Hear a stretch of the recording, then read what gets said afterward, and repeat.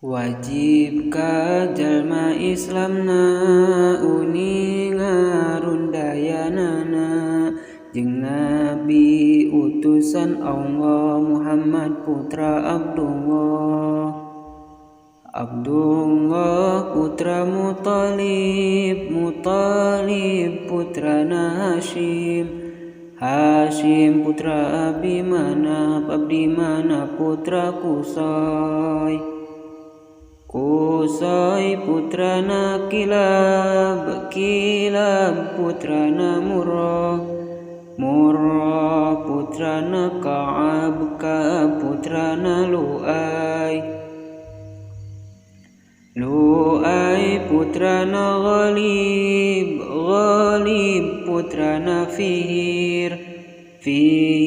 putrana Malik putrana Nadhar putra Kinana putra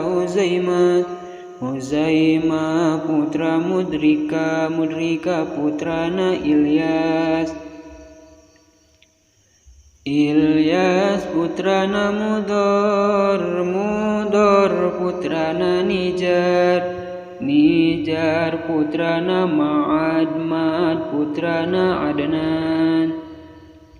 Nuwajib dugi ka Adnan haramu ningakeunana ti Adnan dugi ka Adam sabab taya jalan sohe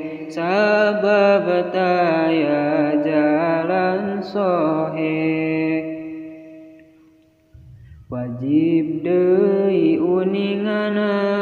rundayan ti ibuna jeung Nabi utusan Allah Muhammad putra Aminah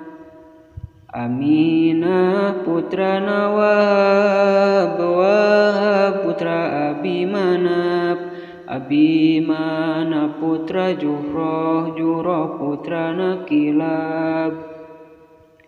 tepang deui jeung ramana ti Kilab jang ngawarengna